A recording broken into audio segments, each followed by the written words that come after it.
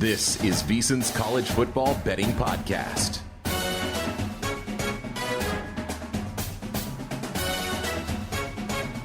Welcome in another edition of the VSiN College Football Betting Podcast. I am your host, Tim Murray, as always, joined by Adam Burke here in the early week at Skating Tripods is where you can follow him on social media. He's all over vsin.com with his updated power ratings article, as well as early week best bets. We'll get to all of that as weekday football is certainly upon us. But a quick PSA and a thank you to all of you that have listened, rated, reviewed. Let's keep it rolling. I know iTunes was a little weird this past week, but we still were able to crack the top 200 again for that Thursday pod. And shouts to Matt Humans. I wish I was as hot as he was right now. Over the last 3 weeks here on the podcast, his official plays are 13, 3, and 1. Would have got another winner if not for a late touchdown on the island there to get a push between Boise State and Hawaii. So continue to rate, review, and subscribe. It really helps out the podcast. Let's get those numbers up. Let's keep climbing those rankings. You know, don't tell the SGP boys, the Sports Gambling Podcast fellas, who I like. But let's beat them this week, all right? Let's get a little rivalry going. Let's get past them in the iTunes rankings. All right, let's welcome in Adam Burke, as always, at Skating Tripods on Twitter. You know, it's hard to imagine because we talked about week 7 for so long over the summer months, but it exceeded expectations. I know you as an Ohio State fan would disagree, but from an entertainment standpoint, trying to keep tabs on all of the games. Adam, I had the big screen on Ohio State, Oregon. I had the YouTube TV quad box on another TV, and then I had my own laptop going, and I still felt like I couldn't take in everything that was unfolding on Saturday night. Yeah, it was a interesting day for me, of course, as a Guardians fan, where they win early and then Ohio State loses late. So, you know, I got the game that mattered more to me and the game that mattered more in the grand scheme of things. But Ohio State has a Ryan Day problem, and we've talked about this for a long time. But, I mean, the guy's 1-7 against top 5 teams. And apparently they have a Larry Johnson problem, too. Land Grant Holy Land, the SB Nation blog for Ohio State, talking about how Jim Knowles and Larry Johnson kind of have a power struggle going on with this defense where Knowles wants 3 down linemen and one guy kind of roving around. Johnson is insistent on 4 down linemen. Ryan Day has kind of deferred to the senior coach, much to his detriment, honestly. I mean, you look at the big games in the Knowles era so far, Ohio State hasn't forced a punt in any of the fourth quarters of those games. So the Buckeyes have issues, man. As talented as this team is, and I hated the early game play calling, they still have massive coaching problems that, honestly, they're going to make the college football playoff.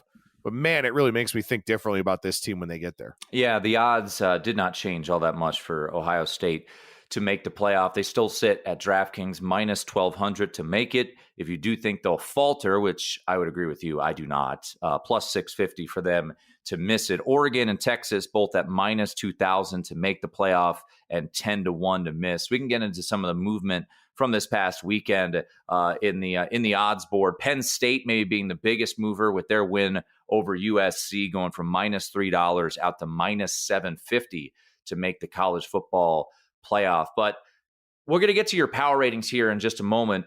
A lot of season-ending injuries, and not all to quarterbacks, but Monday was not a great day for a lot of programs, as you saw from the team that I cheer for, Benjamin Morrison, their stud cornerback, their best pro prospect. He's lost for the year with a hip injury. That came as a surprise, I think, to many Notre Dame fans because he played the majority of the game against Stanford, but he's out for the year. Cam Rising returned on Friday night. He looked absolutely horrendous as Utah lost to Arizona State, and Utah now sitting with 2 losses in the Big 12. Graham Mertz done for the year. Torrey Horton done for the year. Keenan Peely, the linebacker and captain for Tennessee, also done for the year. So a lot of injuries. And I know you mentioned a couple in your power ratings. Byron Brown of South Florida. We're curious about his status. Haynes King of Georgia Tech didn't finish the game in Georgia Tech's win over North Carolina. And the market, Adam, would tell us that he's probably not going to play. I know Brent Key said he's day-to-day. and he's a tough guy, and they're going to see what he has. But the betting market moved from 8 to 11.5 right now on at Georgia Tech, Notre Dame. By the way, just a quick note for those looking at that point spread, that is not a home game for Georgia Tech. That is a game at Mercedes-Benz Stadium. Yes, in Atlanta, but let's be honest, there will be more Notre Dame fans in that stadium than at Georgia Tech. So that is a neutral site game, Notre Dame and Georgia Tech. So a lot of injuries. For you, which one is the biggest and most important to the point spread? Yeah, I mean, there's definitely a lot of them. So, it's kind of tough to find injury information on Sunday as I'm going through and updating my power ratings. As you mentioned, a lot of this stuff breaks on Monday, so it's not necessarily factored into the numbers because I try to get that article out on Sunday evening so that we have some good content overnight for Monday morning. I mean, look, obviously Haynes King is a really big deal. If he can't go in that game for Georgia Tech, that's a guy who is a dual threat type of guy, a veteran type of guy, which a lot of these programs have now because of the transfer portal. But that's definitely the biggest one to me. And, look, I mean, we'll find out if Travis Hunter's able to go for Colorado here this week. Leaving with that shoulder injury, the market kind of pointing towards him maybe not being able to play in that game as he did leave the stadium to get checked out. So that's definitely a possibility. Look, I got to say, Florida is not a very good team. But Florida's been pretty good against the number here of late. They're feisty. They are very feisty, especially with a lame duck head coach. Because whether Billy Napier makes it through the season or not, he won't be the head coach next year. I give them a lot of credit. And, Graham Mertz should have gone for two. They should have gone for two. Your coach, you're going to get fired, dude. I never understand these coaches, and I get it. We're not them. We're not in the moment down there on the road at good old Rocky Top. You're down one with less than a minute to go. Go for two, dude. Like, if you miss it, you miss it. You still lost the game in overtime, and I know he couldn't have anticipated that. Now, I probably would have gone for two if I were LSU, and they did it, and they ultimately won the game in overtime. But you're on the road. Your season has been a disaster. You've got a chance to beat Tennessee. Go for two.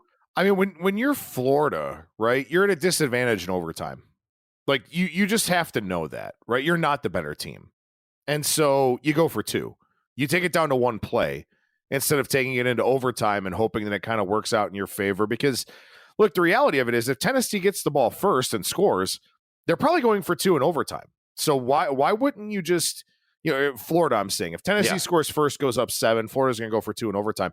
Why don't you just do it in regulation and just, you just had a drive, right? You just had a touchdown scoring. There's 29 seconds to go in the game. Yeah. You know what? It's amazing to me. We talk about this all the time. There are 32 of these jobs in the NFL. And I think the quality of coach is better in the NFL right now than it has been over the last little while. Kind of debatable with some of the people that are out there. But in college football, there's 133 of these jobs. Half of them maybe are qualified for them. Yeah. Sorry. I was just jotting down some notes there. But yeah, no, you're right. And look, I don't know who the guy's going to be at Florida. That could be a whole nother podcast later on, but would have loved to see them go for two. Yeah, I don't know. Cause you think back to earlier in the year with DJ Lagway getting the start against Samford, and people, including yours truly, said, why are you going back to Graham Mertz? It's no knock on Graham Mertz. He quietly had a pretty decent run at Florida. His numbers were really good. But the future, and honestly, Graham and Billy Napier's future relies on DJ Lagway, and that might still not be good enough. So, yeah, I looked at that Florida-Kentucky game as I don't really know what to do. Is it a situation where Florida is going to be down in the dumps for coming up short against Tennessee? Or is it a situation where, hey, let's rally around DJ Lagway and let's beat Kentucky? Because, look, I will be the first to raise my hand when I get something wrong, and I could not have been more wrong on Kentucky. I said it on the podcast, laying this type of number against Vanderbilt is not advantageous the way they like to run their offense, but Kentucky off a bye loses on the field to Vanderbilt. Tip of the cap to Vandy. We'll get into them in your power ratings, but that Florida-Kentucky game is one that I got to stare at a little bit more And I might end up on the Gators there, seeing if they continue to fight for Billy Napier, because, we're at the time of the year, Adam, we're trying to figure out, we're trying to play, psychologist for all of these college kids, how they're going to, what their mindset's going to be like. And to me, just on the surface, it does feel like Florida, despite everybody telling them that they're going to suck this year, the schedule's the hardest in the history of college football, et cetera. But it feels like this is one of those spots where maybe you do get their best effort, especially with DJ Lagway, getting the full-time start and rallying for Graham Mertz. Well, I don't know what it means for a program to play, a bowl game on like December 29th or whatever. But after Kentucky, Georgia, Texas, LSU, Ole Miss. And while 3 of those games are in the swamp, you kind of got to have this one if you're going to make a bowl game. I mean, they're only 3-3 right now, so they got to win 3 more games. So they're going to have to knock off a top 20 team and beat Florida State at home in the finale, which, I mean, Florida State is a complete disaster this season. They're a dog at Duke. Yeah, I mean, a team that I bet to go under their ACC wins. I was not planning on Duke being a damn favorite against Florida State when I bet that over the summer. No, and to be honest with you, I kind of like Florida State, as shameful as that feels right now. But yeah, I mean, for Florida, like, your only path to a bowl game is winning this game, because you're not winning 3 out of 5 against that type of schedule. So I think I might bet Florida. I'm going to go dumpster does it matter diving. to them? I don't know. Yeah. I don't know if the bowl game matters to them, but I think this game might matter to them. Night game at the Swamp, I mean, they own Kentucky. DJ Lagway getting the start, so that certainly could be one that I'm interested in. I'll just do a quick little nugget here on Notre Dame. Roll your eyes collectively. Benjamin Morrison out for the year. Look, this is a guy that's a first-round pick. I think Dane Brugler said maybe he's not a lock to go first round over at The Athletic, but he's their best player from a pro standpoint. And this is a big loss. There's no doubt. They have depth at the cornerback position, but they did lose Jaden Mickey to the transfer portal already this year. And when you look at their schedule, Adam, I don't know if they'll necessarily miss Benjamin Morrison a ton in the regular season, or maybe up until the finale at USC, and who knows what USC will be like from a mental mindset heading into that game, as they picked up their 3rd loss and effectively got eliminated from the playoff on Saturday, losing to Penn State. But, the schedule, Georgia Tech, we talked about, Navy, Florida State, Army, Virginia, and then they close out against USC. But I don't think many people anticipated Notre Dame, if they got into the playoff, to make any noise. But I think this loss of Benjamin Morrison all but locks up them not making noise in the playoffs. So, look, I have a win total. We talked about on the podcast back in June of kind of over 9.5. We did a makeshift on that. So I'll be sweating that a little bit, especially with the rise of Army and Navy into the top 25 for the first time collectively since 1960. Let's go to Utah real quickly. I know you said you don't put out your updated power ratings. You put it out on Sunday, and this news didn't officially come out till Monday. But I mean, if you watch that game on Friday night like I did, it's the right decision to shut him down for the year. Cam Rising was very off, threw 3 picks, and now they go to Wilson as the starter. They got a late night home game against TCU. They're a 4.5 point favorite. But I mean, how much worse does Utah get without Cam Rising? Because a healthy Cam Rising, sure, but he wasn't healthy, Adam. He was very hindered, clearly, with those injuries. Yeah, he definitely was. I mean, I dropped Utah 4.5 points in my power ratings, due in large part because I had the number pretty way off against Arizona State. But also, I mean, Oklahoma State's not a very good team. They beat them by 3. They lost by 2 scores to Arizona, who's not good at all. And then Arizona State, they lose that game. And, I mean, this is just not a very good Utah team this season for one reason or another. I don't know if it's the conference change, what it may be. But again, they play Arizona and Arizona State almost every year in the Pac-12. And just went ahead and lost to both of them here. So this just isn't the same Utes that we've been seeing here. And yeah, I mean, you have no choice but to get away from Cam Rising. But this is a team I don't really see any spot on the schedule the rest of the way where I would be interested in playing on Utah. All right, so that leads us into your power ratings. As you alluded to, you put this out on Sunday. Make sure to check it out, vsin.com. You did drop Utah 4.5 points. And let's get to Tennessee, another team that you dropped. I mentioned a loss there. Keenan Peely, one of their captains, linebacker, is out. They escape against Florida, and we can have a bonfire right now if we want to go ahead and light my Nico Iamaleava Heisman Trophy ticket on fire. He is now as high as 150-1 to win the Heisman Trophy at FanDuel. It has not been as good as I expected. I went against my own rule. I have only myself to blame, Adam. I go back, I should listen to the podcast. I said there's no reason to play someone in that 18-1 range for Heisman Trophy. You'll be able to get a better number during the season. And I couldn't help myself. I went in on Nico, and here we are on October 15th, and he's 150-1 at one prominent national shop. So what have you seen about Tennessee, and how much have you dropped them? So, Tim, it turns out that beating the shit out of Chattanooga and Kent State doesn't really mean anything. Did you see the Kent State game, by the way? Holy shit. That was the craziest game.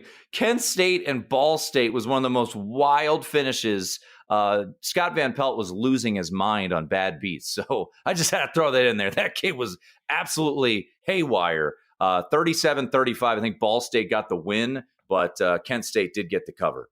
Well, Kent State took money all week long in that game, which is pretty eye-opening when a team like Kent State is getting bet as if people know the outcome. But as far as Tennessee goes here, 4.5 point drop for the Tennessee Volunteers this week. And when you look at their performance in their 3 SEC games against Oklahoma, who's really not good, Arkansas, who's okay, and Florida, who we just talked about, in those 3 games, Tennessee has scored 62 points and they have 4.8 yards per play. So now that they've stepped up in class and they're playing actual competent football teams, they don't look very good. And now they get Alabama this week. Kentucky is all over the map. They're so Jekyll and Hyde. Mississippi State after that, maybe that's a decent spot. But then Georgia and the upstart Vanderbilt Commodores in the finale. I don't think that Tennessee is going to rack up losses by any means, but this has been a very unimpressive team statistically. And so I gave them a 4.5 point drop this week, and we'll see what they look like with Alabama coming to town here on Saturday. You talked about the Kent State game being bet like they knew the outcome, and ultimately, based off of a very crazy game, the bettors ultimately got there in that game. How about another game that moved wildly all week long, which was Colorado State, San Jose State? This game went off Colorado State -2.5. It opened San Jose 2.5. So Colorado State loses Torrey Horton for the year. Big loss for them there, but the Rams did get a win at home against the Spartans 31-24. San Jose State, JVT and I talked about San Jose State a bunch because of my familiarity with Coach Ken at Navy, and then he wrote up the conference for our VSiN College Football Betting Guide. Neither of us knew really what to expect from this San Jose State team, and they go up to Air Force, they get that win early year, and now we see that, well, maybe this team just stinks. In Air Force. What did you do with San Jose State? Because I know this team has been one that has been challenging to read. Yeah, I mean, the box score was pretty even for this game all the way around, all things considered. But I had this line way off. I had San Jose State a 6.5 point favorite in this game. Now, I did lower Colorado State quite aggressively early on in the season. Maybe that was a little bit unfair. I didn't really do too much with San Jose State up until this point. Maybe kind of bumped them a little bit here, a little bit there, but I gave them a 6 point drop here this week. A lot of the things that I did this week were market corrections, were games where I was just way off on the number, and the market number was either a lot better than mine, or the game just played out in a way where I was dead wrong. So a lot of market corrections in my numbers this week, San Jose State being one of them. Big 6 point drop for the Spartans here. All right, a team that we have discussed probably too much, at least in the offseason, was Liberty, because there was let's just say a public outcrying from yours truly. Don't let this team in the playoff. They're not good enough to be in the playoff. And they're off to another 5-0 start to the season. That said, if anyone watched on Tuesday night, they needed overtime to beat FIU. and you look at the schedule ahead, they host Jacksonville State down the line. They host Western Kentucky. They do finish at Sam Houston State. But what's interesting to note about Liberty from a market standpoint is that they were around -$2 to win this conference. And I actually put a bet on them to win the conference in a cross-sport parlay with the Chiefs to win the AFC West. But that bet doesn't really look all that appetizing, not because the Chiefs aren't undefeated and -1,600 to win the AFC West, Adam, is that Liberty looks incredibly flawed, and maybe Western Kentucky or Sam Houston State or someone can jump up and bite them. I don't anticipate next week Kennesaw State to do that. You never know. But what did you do with Liberty's power rating? Because it does feel like they are living a little bit on borrowed time. I think Jacksonville State will be the team that gets Liberty coming up here the night before Halloween. I think that'll be the one that gets them. But, yeah, I mean, Liberty, it's hard to say that a 5-0 team has been bad in college football, but this 5-0 team's been bad. I mean, New Mexico State should have beaten them back in early September. FIU is by the bad. way, how is that New Mexico State result looked so far after them? They should have lost. There's no doubt. And New Mexico State has been absolutely getting embarrassed every which way since the Liberty game. They lost 48-0 to Fresno State. They lost by 20 to Sam Houston State. They lost by 10 to New Mexico, which, New Mexico actually can score a decent amount. And then last week, they lost by 41 to Jacksonville State. Yeah, and they're a sizable home dog to an awful Louisiana Tech team this week. So New Mexico State is really bad. And in fact, I've been slow to adjust on them too. That was another team I had a pretty decent adjustment for this week of 4 points because I was so far off on the market. But Liberty they're not the same team. I don't really know what's going on. I mean, they're taking great care of the football, and that's really the reason why they've been able to eke out some of these close games. But like Caden Salter has not been effective as a runner. He's been marginal as a passer. Like, I don't know what it is. I don't know if maybe Conference USA teams have adjusted a little bit to Jamie Chadwell. That could be a thing because Chadwell runs such a gimmicky offense with all the pre-snap motion and all of that. But man, I just can't help but think if not for Hurricane Helene, and obviously there were much, much, much more important things in play, and they're still struggling there in the Appalachian Mountain area. App State, who's not very good this season either, I really think they would have beaten Liberty in that game that got canceled. Bill Conley ranked the remaining 11 undefeated teams, and no surprise, he had Liberty 11th out of 11. And he said, as was the case last season, the Flames have just about the weakest schedule in the FBS. Unlike last season, they're not dominating against 9 teams ranked lower than 90th in the S&P Plus in 2023. They won by an average of 42-22.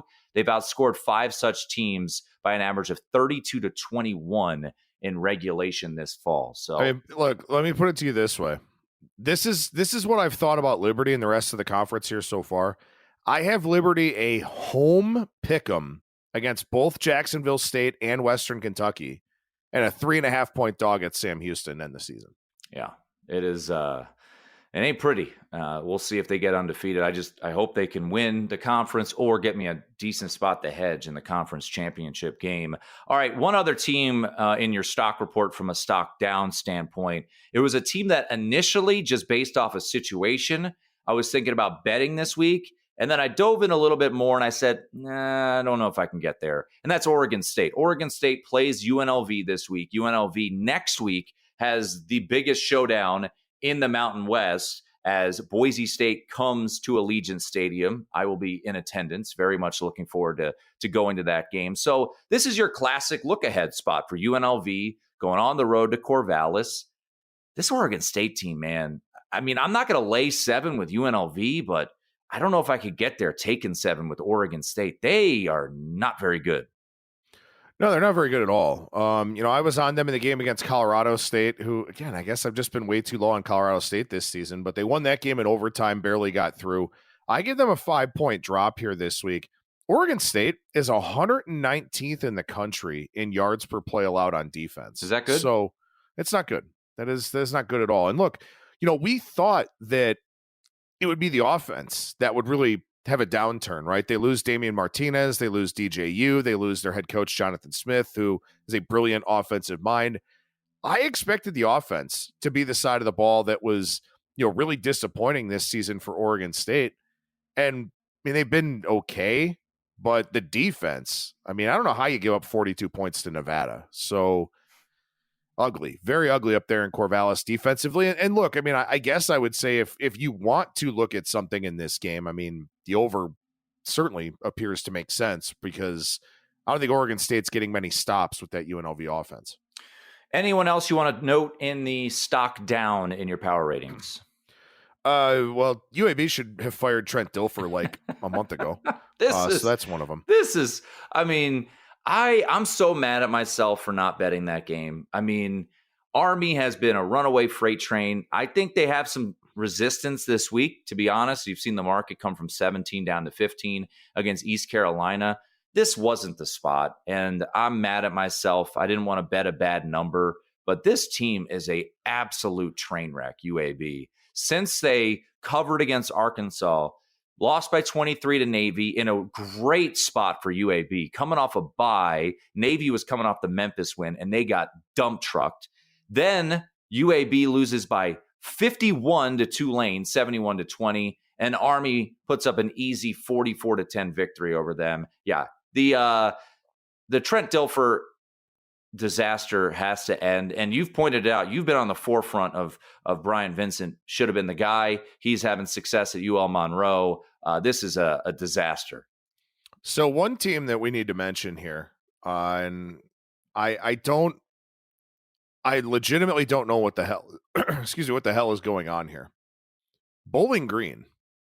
So Bowling Green plays their hearts out on the road at Penn State. Game that they had a chance to win. Play their hearts out on the road at Texas A&M. They come back home, they lose to Old Dominion. Okay, it's not a good look on the surface, but also you just played two huge games. You come back home, maybe a little bit flat. I can certainly understand it. Akron's in the red zone with a chance to tie against you the next week, and then you lose 17-7 to Northern Illinois. I don't know if Connor Bazelak is banged up or something, but the fall from grace over the last 3 weeks for Bowling Green has been astonishing in a MAC conference that is not good at all.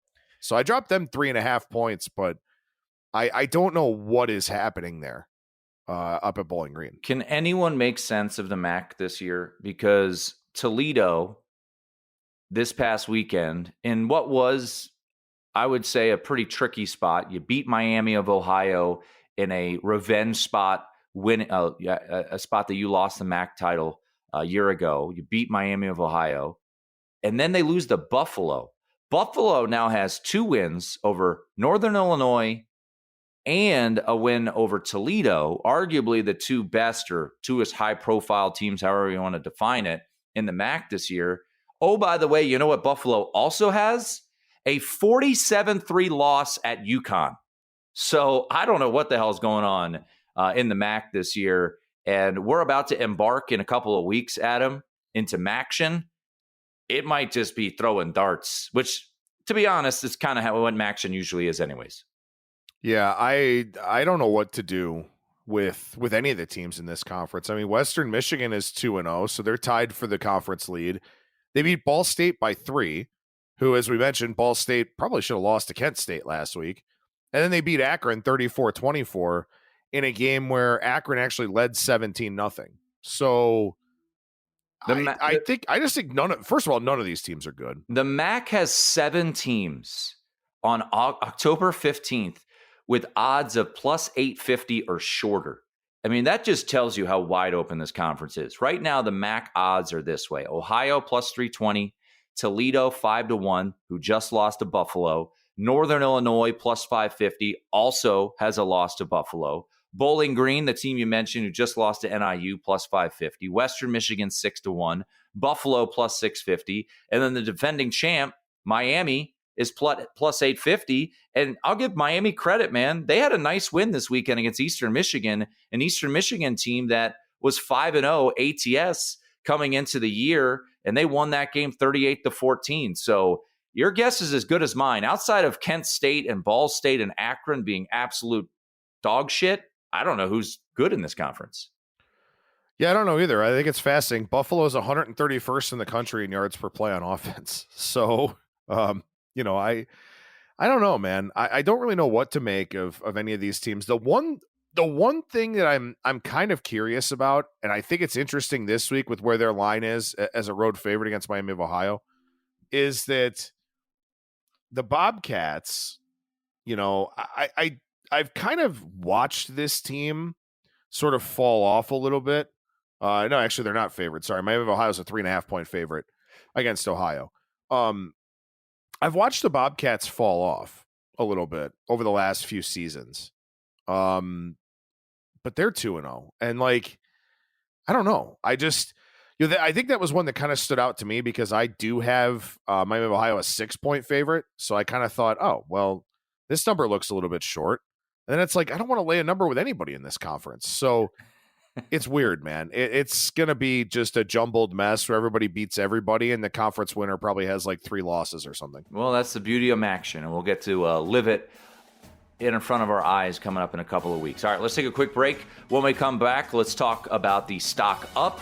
And also, we've done a decent job taking a look at the Heisman market these past couple of weeks and maybe buying at a proper number. We'll take a look at the updated Heisman market, some of the latest moves. We'll get into all of that right here on the VSiN College Football Betting Podcast.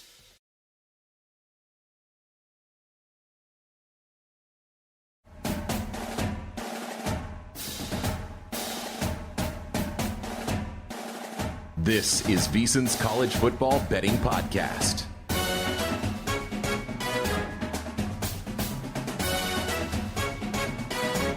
And we're back. It is the VSiN College Football Betting Podcast. Once again, please rate, review, and subscribe. It's so cool to see us in that top 200 of iTunes. Let's keep it rolling on Spotify.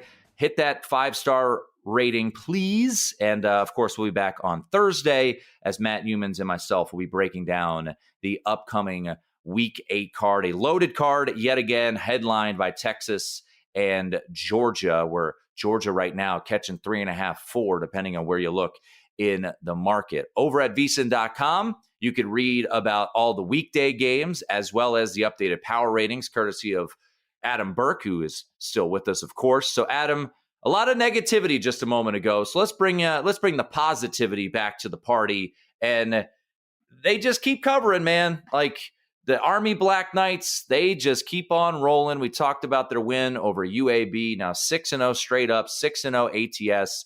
Ranked are the Army Black Knights. And as you pointed out in the column, first time since 1960, the Army and Navy are ranked at the same time. Army will be a favorite in every game heading into their showdown against Notre Dame the weekend before Thanksgiving. I think this weekend's a little tricky. Against East Carolina, you wonder if the market has reached kind of its all-time high. It was at 17. It's come down a little bit. But you continue, understandably so, to bump up Army. Yeah, another 5-point bump for them. I mean, I talked about it last week on the show. I couldn't get that line high enough against UAB, and apparently the joke was on me because the line was maybe even short based on how that game played out. But, yeah, it's remarkable to see what Army's doing here. And, you know, I mean, now I'm kind of curious. You know, I have it 18.5, so maybe I've gone too far finally with Army, or I'm not high enough on East Carolina, although the Pirates haven't really shown much of anything here of late. So I guess we'll kind of see if, you know, they can get back on track a little bit. And, you know, I mean, when you lose 55-24 to Charlotte, like, that's not really a great data point. So we'll see what they look like coming out of the bye. But yeah, maybe the market finally reached its peak and its point of resistance on Army.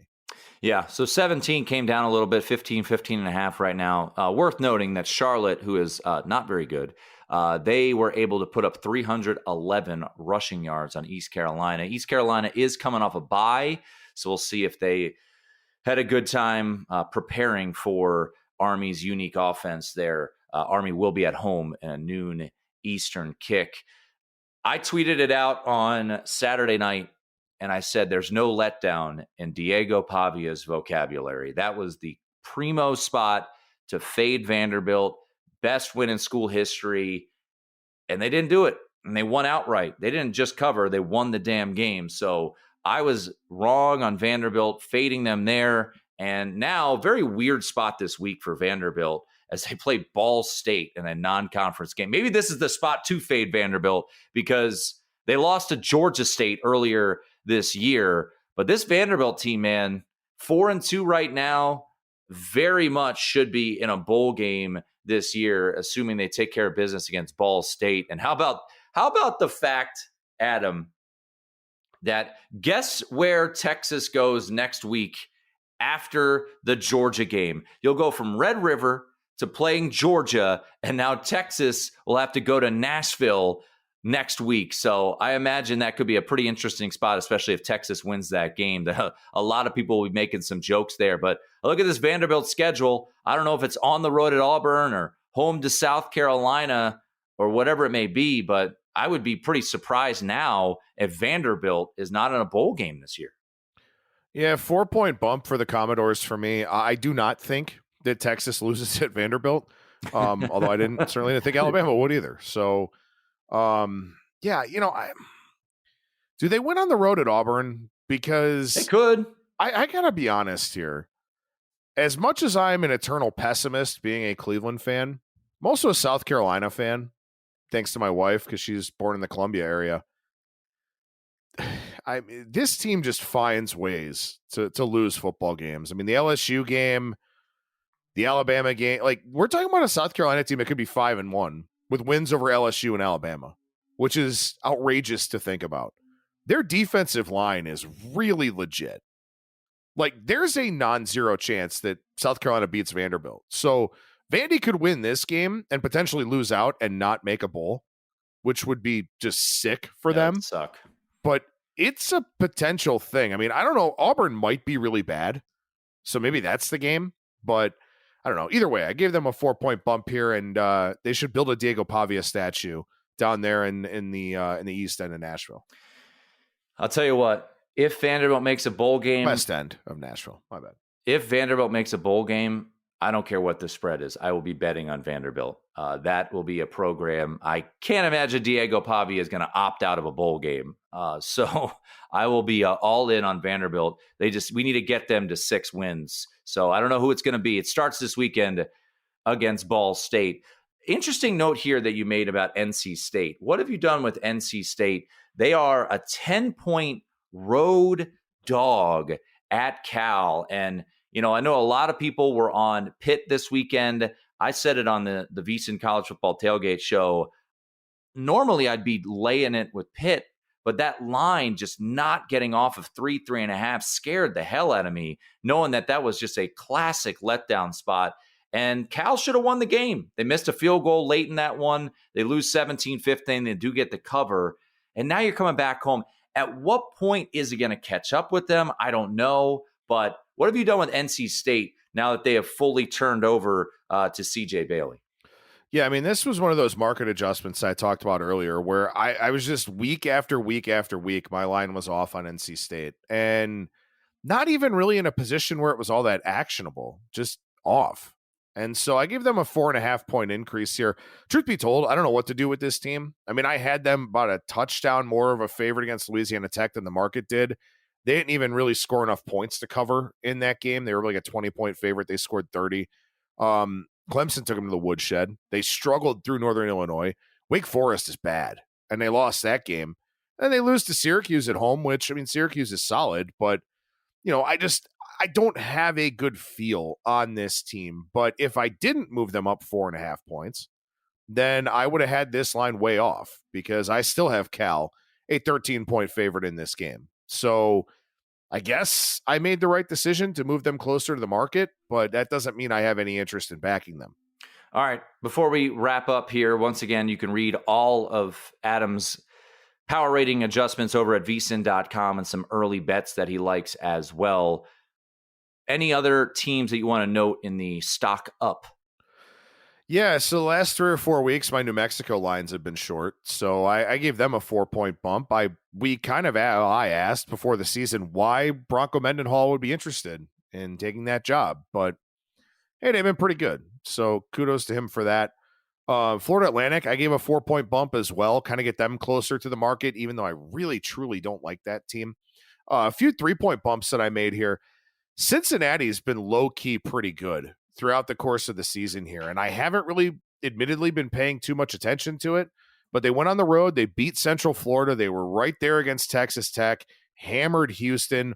The schedule increases here in degree of difficulty, but Brendan Sorsby's playing pretty well at the quarterback position, so Cincinnati was a 3-point bump for me. And then also South Carolina.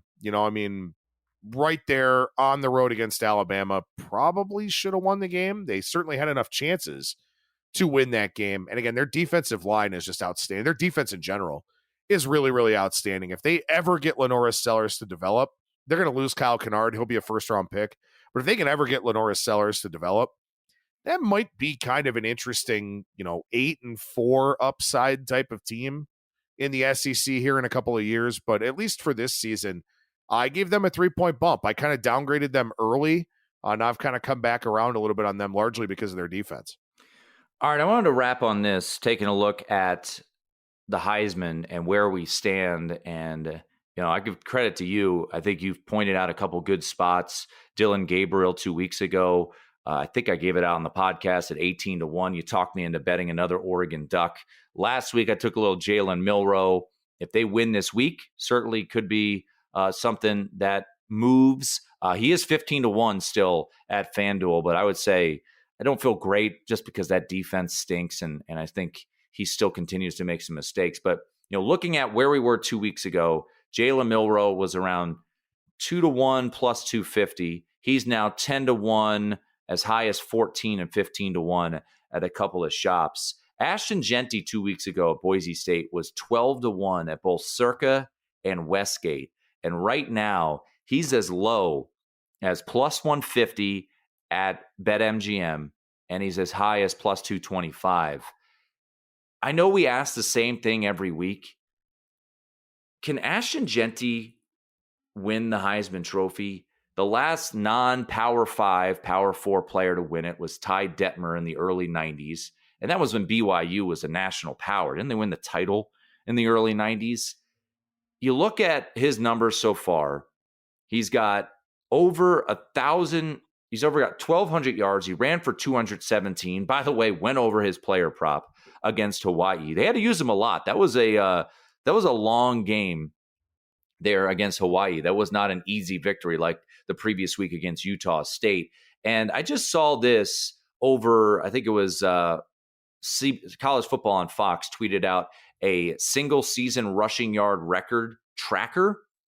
Barry Sanders through 6 games was at 1156, and Ashton Jeanty's at 1248. If he beats Barry Sanders' record and they go 12-1 and are top 10 in the country, I think he wins the Heisman Trophy, but they can't lose, and I almost feel like he has to beat Barry Sanders' record. Yeah, I think those are all accurate points to make. The number's too short now, though, right? You can't. I can't get to the window on plus 225 on Ashton Jeanty right now. I mean, I was honestly looking at it. I don't think anybody is worth betting right now at the current price. I mean, in theory, could you do Quinn Ewers at 25-1 at DraftKings? If they go out and they beat Georgia, and if they run the table and they get a the only one that has he missed too much time? I don't to put up the requisite. Remember, we talked about this early on in the season. Every quarterback who's won this award, like over the last almost decade, I think dating back to Lamar Jackson, maybe almost, has had at least 40 passing touchdowns. Ewers has 9. Arch Manning has 9. I think he's just simply, I think he missed too much time to put up the numbers that kind of stand alongside other Heisman Trophy winners. I think that's fair.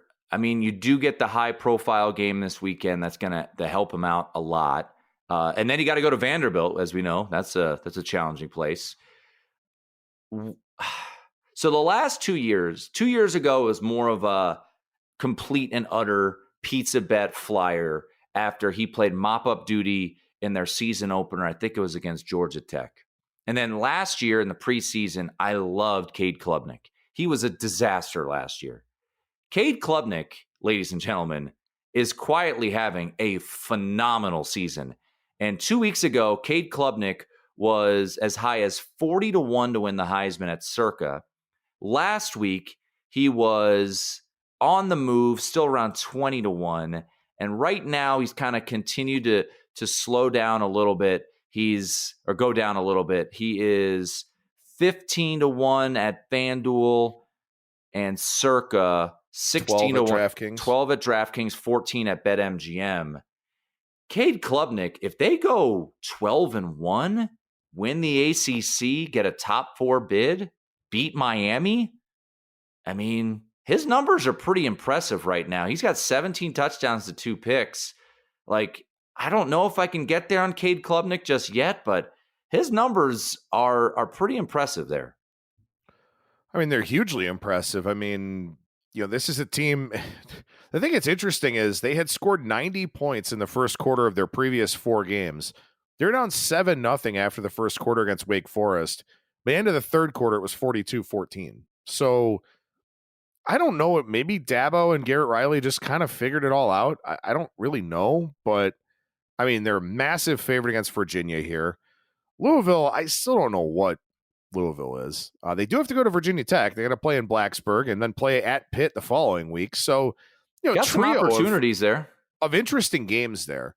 For Clemson to either trip up or Klubnik to go out there and shine against some pretty decent competition. So he might be the closest one, I would say, that's kind of worth some interest in. But again, the price has just kind of collapsed so much. I will say this, though. Do you really see a way in which Clemson doesn't win the ACC? Because I don't. I don't think Miami beats them in the title game. I'll say this. A couple weeks ago on the podcast, before Clemson started ACC play, they were even money to make the conference championship. So I made that bet here on the pod, and that's out minus 350. The Pittsburgh game looks a little more interesting. The Virginia Miami is going to lose, right? I think Miami lose on Saturday. I think there's a chance. Yeah. Louisville's the best bet for me. I've been disappointed with Louisville the past 2 weeks. I bet them just to win against SMU, and I thought Jeff Brom made some very poor coaching decisions. They eke past Virginia on the road, but that was a sandwich spot that I kind of targeted, and I didn't bet Virginia. I'm mad at myself. This is the spot, and you'll hear it all week, I'm sure, but this is the spot where Jeff Brom gets the best out of his team. And, their road game at Notre Dame, they were a 6.5 point, 7 point dog. There was revenge there. It was kind of a weird game. Louisville probably was the slightly better team in that game, but they made mistakes. They had a punt blocked or a snap go high. I wish Miami wasn't coming off a bye, but you look at their last couple of games. Virginia Tech, they win by the skin of their teeth. Fortunate break there. They should have lost to Cal. And now you go on the road to Louisville. I wish it was a night game. It's a noon Eastern start time. By the way, our colleague Stormy Bonatoni will be on the sidelines for it, so she's got a really good game this week. I like Louisville. I bet 4.5. That is a best bet for me. I put it in on Sunday. Market's still out there, 4.5. I think you might even be able to find a 5. Not that 5's a key number by any stretch, but I think they lose on Saturday. I think this is the spot that they get. I mean, they could lose any or all of their remaining road games. Louisville, Georgia Tech, Syracuse. I wouldn't be shocked if they lost any of them or all of them. Yeah, if Haynes King is held. I mean, that's the thing too. Going back to Notre Dame and Georgia Tech. Look, the market isn't always accurate, but to move 3 points on the speculation of Haynes King being out is pretty telling to me. We'll see how the week transpires, Adam. But yeah, that's certainly a spot that I think Notre Dame greatly benefits from Haynes King if he's out in that spot. I thought that was going to be a tricky spot for the Irish. I think they take care of business pretty easily if Haynes King doesn't play. If he does play, I think it's a different story. I think Georgia Tech could potentially pull the upset. But yeah, go ahead. I got a couple of questions for you here. Just about some games this weekend. I'm sure you'll talk more about them, with humans here later in the week. But does it matter to you? Does it move the needle to you that Michigan's going with Jack Tuttle? Yes, they're better. So are you willing to lay 3 against Illinois? No, but I'm not going to bet it. If it was orgy, I would be on Illinois. I think Bielema would scheme it up so they wouldn't be able to do anything offensively. And I joked 2 weeks ago when Michigan was on the road at Washington, and I had Washington, I think, on the money line. Would they close a short favorite in that one? But I had Washington in that game, and when Tuttle came in, they were zipping it around a little bit. I'm like, oh my God, here it goes. That offense is so much better. And I know it's a small sample size, but that offense is very much improved with Jack Tuttle. So I think because of that change, Adam, would keep me off. I don't know if I can lay 3.5 on the road, but it certainly seems like the market's telling you that, at least early on in the week, that Michigan is probably the right side. Staying in the Big Ten. It's been a lot of UCLA money this week against Rutgers. Ooh. The long travel. I mean, it's been well documented that teams, particularly in the realignment conferences, have not fared well going across the country. And we saw with Michigan last week against Washington. We've seen it quite a bit throughout the course of this season here. I don't know who's betting UCLA. They got a giant set of stones, that's for damn sure. But this falls in line with something that I've been thinking about and something I've been progressively doing in my power ratings, and that's lowering Rutgers.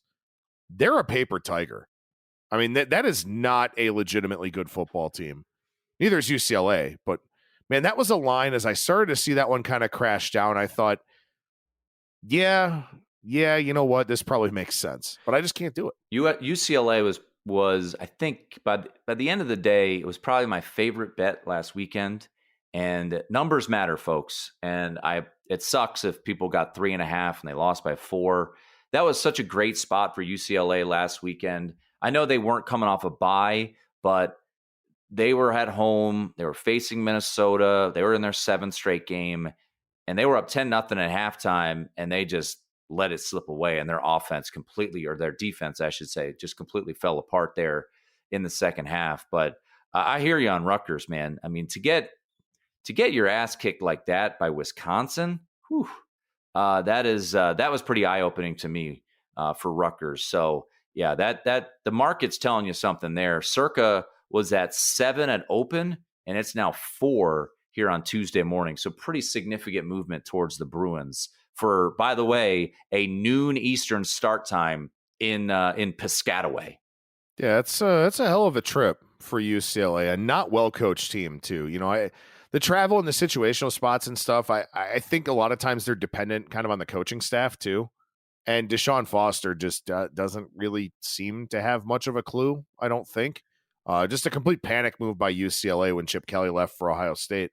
But one other game I want to mention here, just because you won't be able to talk about it with humans, Western Kentucky and Sam Houston State is a hell of a Wednesday night game. Yeah, it is. I know that Conference USA is not going to be on most people's radars, but Sam Houston State, 2.5-point favorite in that one. I actually have Western Kentucky a 0.5-point dog, so a couple points below the market in that one. That's a fine Wednesday night game. And again, a couple of teams that I think have a legitimate shot at beating Liberty when they face them later in the year. Western Kentucky had the Hilltopper uniforms last week, and those were great. The big eyeballs on the side, and I should have just bet them on principle against UTEP. Well, first off, UTEP's horrendous, and secondly, you knew they weren't going to play poorly in that. Let's end on this. It is such a random ass stat or trend, but dogs have been barking on Fridays. Dogs this on Fridays are 16-5 against the spread. Last Friday, we saw Utah go to Arizona State. They lost outright. We saw Northwestern go to Maryland and punk the Terps. And we saw a crazy backdoor situation for Utah State against UNLV. That's a tough one if you had UNLV, as they were up 41-7 at halftime and didn't cover the number. 4 games on Friday. You mentioned one already. Florida State's at Duke. Duke's laying 3.5. Massive letdown spot. Brutal situation for Oregon. However, can you really bet Purdue? Hey, they showed life last week. Oregon laying 27.5. Oklahoma State is catching 9.5 late night in Provo. BYU 6-0 ATS. And then Fresno State laying 2.5 at Nevada. Which dog or dogs will be barking if this trend continues? Man, I'm kind of intrigued by Purdue. I know. I mean, They showed life, man. I'll say this. I thought they were dead man walking. They lose, 52-6 to Wisconsin. They got their ass kicked by Oregon State. The market bet the crap out of Purdue in that game. They closed like a 2.5 point dog, and they lost by 17. The Notre Dame game was an unmitigated disaster. Matt Humans, who is a Purdue alum, said it might be the worst game he's ever watched Purdue play in the history of Purdue football, losing 66-7. Like, that is the ultimate spot. Now, spots are what they are, and I said it last week with Kentucky or Vanderbilt, and they went out and won the game outright, but it's worth repeating. What are some of the biggest wins of college football this year? Notre Dame beating Texas A&M. Following week, they lost to Northern Illinois. Alabama beating Georgia. Following week, they lost to Vanderbilt. I'm not calling for Oregon to lose outright, but if we can get a 28, I might have to take some Purdue in principle. I mean, I can't argue with it. Look, I don't know if he was necessarily billed this way, but Ryan Brown, who took over for Hudson Card last week, 17 carries, 118 yards. So not only did he throw for almost 3 bills, but he also ran for over a hundo. Like, all of a sudden, that makes this offense a lot different. And furthermore, there's not a whole lot of tape on him. So maybe that's something that does benefit Purdue. Now, of course, they fired offensive coordinator Graham Harrell a few weeks ago, and like nobody talked about it. It didn't make any sound. It was a tree falling in the woods with nobody around in the college football media verse. But like, maybe Ryan Brown is a dude. Like, it couldn't get any worse offensively for them. Devin Mockabee is a pretty good running back. If nothing else, I think they have the chance to score here, especially because from everything that you kind of gathered last week, from everything that you kind of heard, the message board things, all that kind of thing, it seems like the Jordan Birch injury was more than just a week. So Oregon probably won't have him against a guy who's proven already that he can be a runner, can get out there and move around a little bit. And also for Oregon, I mean, now you're kind of in a position like you don't put Dylan Gabriel at risk. You don't do anything that you don't have to do here on Friday night in West Lafayette. It's probably Oregon winning by 17, 20, 21, something like that, but it's good enough to get Purdue to the window. Now, that said, Purdue could get clobbered, and it wouldn't shock me either, but they should. I think it's more likely that they cover. They should get clobbered, and everything that was being said about what's happening in West Lafayette also could be true, that the team has quit on Ryan Walters and all of that. The effort we saw last weekend wasn't a team that quit. And to force overtime, to go for 2 in the first overtime, the play was a nightmare, but they at least went for it.